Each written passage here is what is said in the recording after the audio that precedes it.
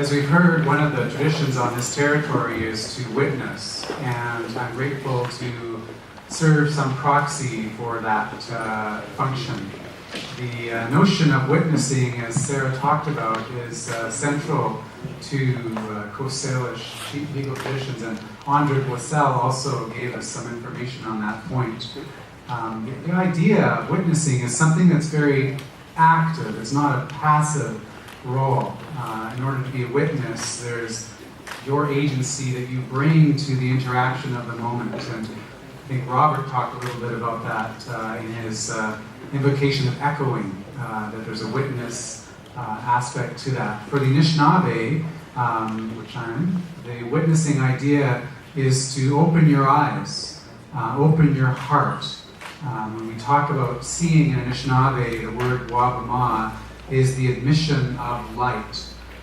We think about that admission of light into our mind, into our heart, through our various capacities. There's something that calls on us to understand what we've heard from the perspective of those that we're offering it.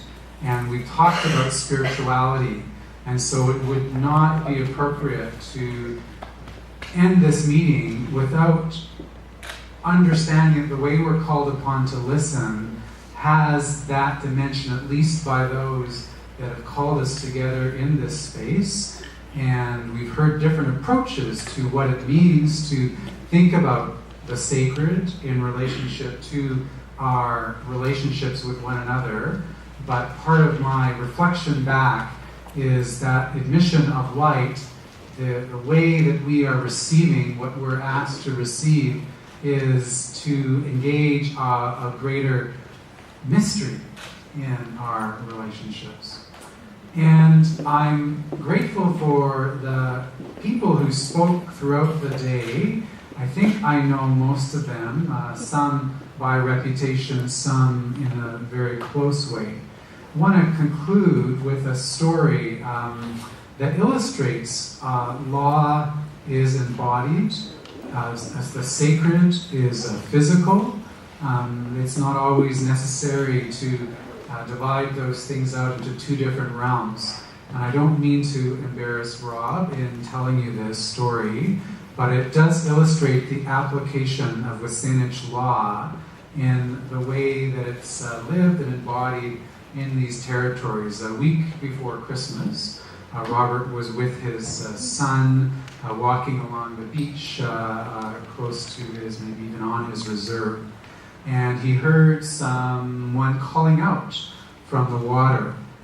He looked there, and there had been a boat, a crabbing boat that had capsized. And there were two men in the water, and they were clinging to this log, and it was obvious that they were in distress.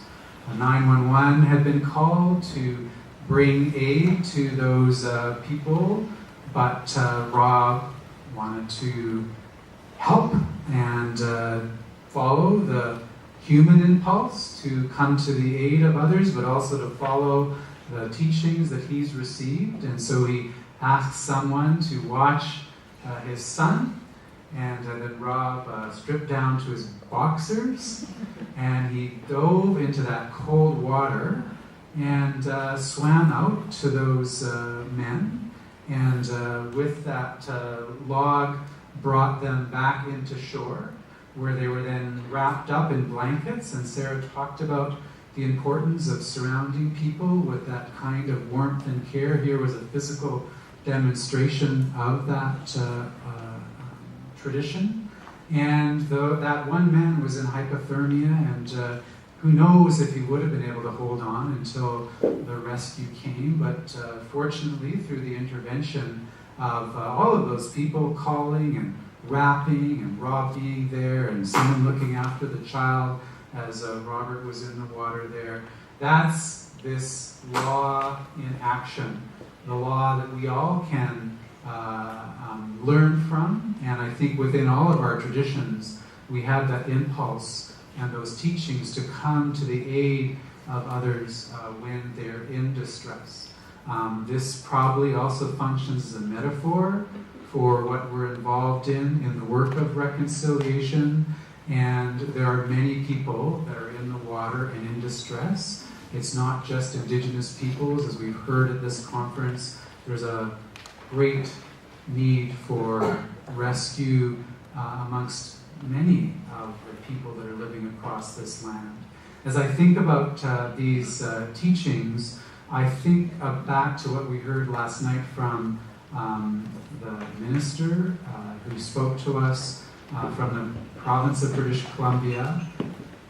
Because what we're involved in here collectively, not just this new joint degree program, is, yes, the revitalization of Indigenous law.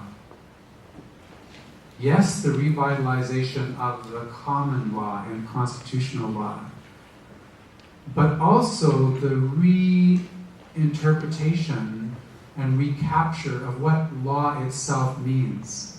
And so we've got big sites here, right? We want to revitalize Indigenous law. We want to help the common law itself be resurgent. But we also want to change the very idea of what law is, if that's not a small project.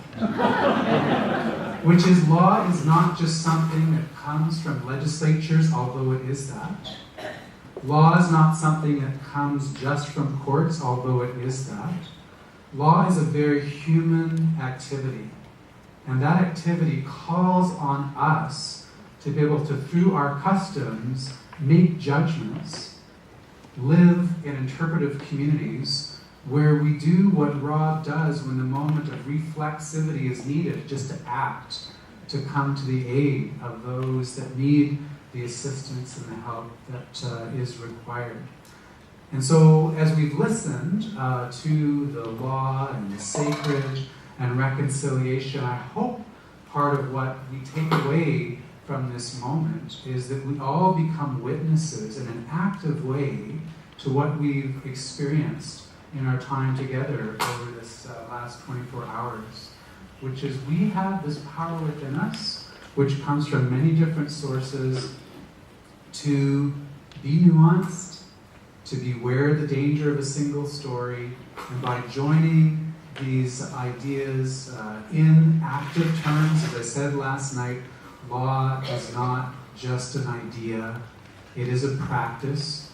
We all become legal practitioners as we put the traditions that we have to their best uses. This is where we are, the opportunity to live in this amazing moment where, like the councils of old, when we think about our different traditions, we are living in this counseling mode today where we can have the admission of light, right?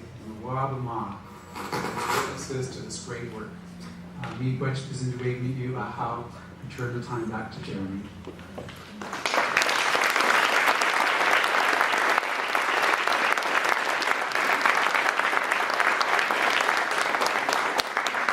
There won't be many more speeches. My sole role now is to help you organize all of us to say a few thank yous.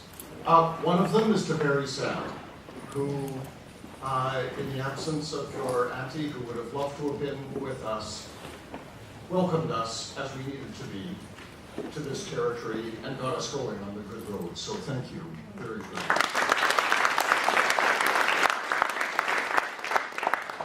To Deloria Bighorn, and through Deloria Bighorn, to the community of Baha'is of Canada for really being the initiative that has made this symposium possible. It really was a wonderful initiative, as I think all of us would agree, and to the Trudeau Foundation as well that came along to also support it. So thank you very much.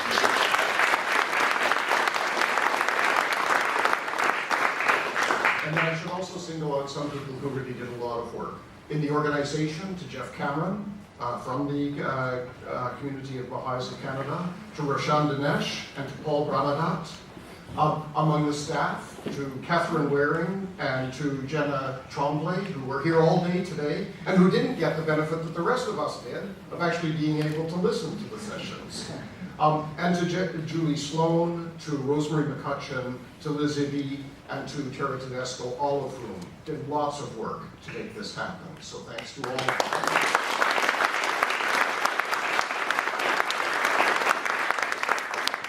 Thanks to all of you. Very great thanks to all of you for coming. But last but certainly not least, to each and every one of the speakers. So last night I talked about how with the Indigenous Law Program, we didn't know, we still don't know, we have no idea what exactly it will do in the world.